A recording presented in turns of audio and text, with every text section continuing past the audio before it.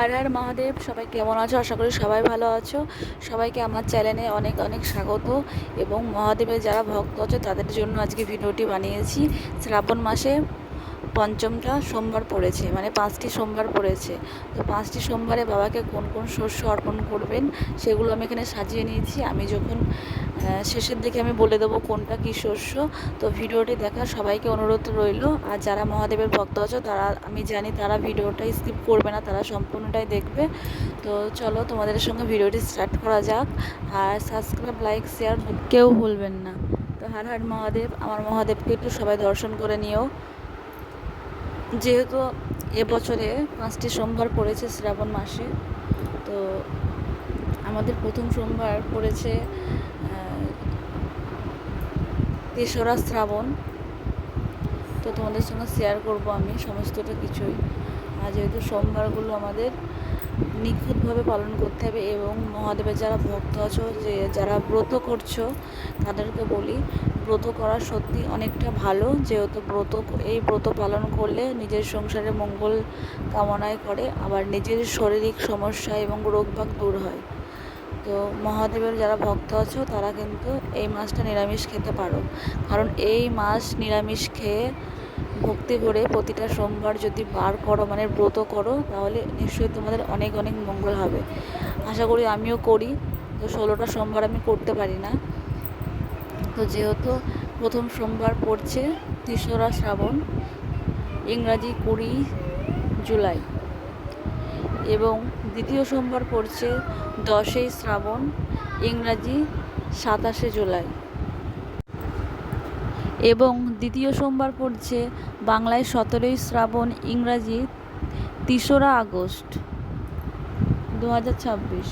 চতুর্থ সোমবার পড়ছে বাংলায় 24শে শ্রাবণ, ইংরাজি 10ই আগস্ট 2026, এবং পঞ্চম সোমবার পড়েছে 31শে শ্রাবণ, ইংরাজি 17ই আগস্ট। তো এই দিনকে আমাদের মা মনসারও পূজা আছে। তো বিশেষ করে এই ব্রত পালন করা অনেক অনেক সৌভাগ্য মনে করা হয়।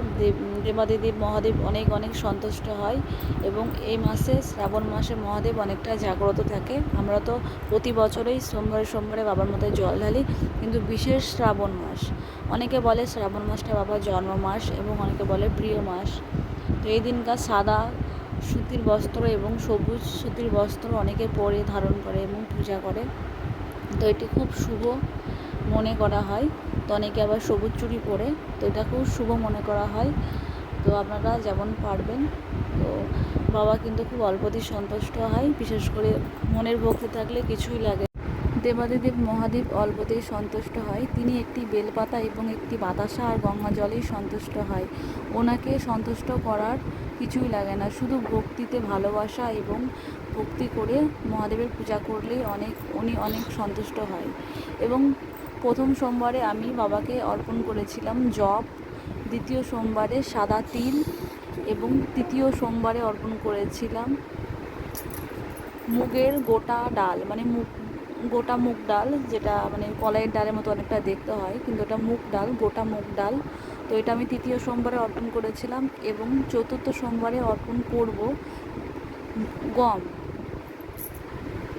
আর আমাদের লাস্ট সোমবার, যেটা আমাদের পঞ্চম সোমবার, তো সেক্ষেত্রে আমরা এখানে অর্পণ করব ছাতু।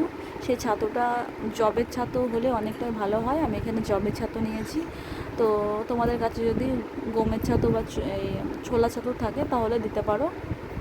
তো আমি আগেই বলেছি মহাদেব অল্পতেই সন্তুষ্ট হয়। তো এই হলো আজকের ভিডিওর মূল কথা। তো সবাই ভক্তি করে মহাদেবকে পুজো করো, মহাদেব অল্পতেই সন্তুষ্ট হয়। মনে ভক্তি থাকলে কিছুই লাগে না। তো আজকের ভিডিওটা এই পর্যন্তই, বেশি বড় করছি না, অনেক বড় হয়ে যাবে ভিডিও। তো এখানে আমি মধু নিয়ে নিয়েছি বাবাকে স্নান করানোর জন্য। তো সবাই ভালো থাকবেন। হর হর মহাদেব।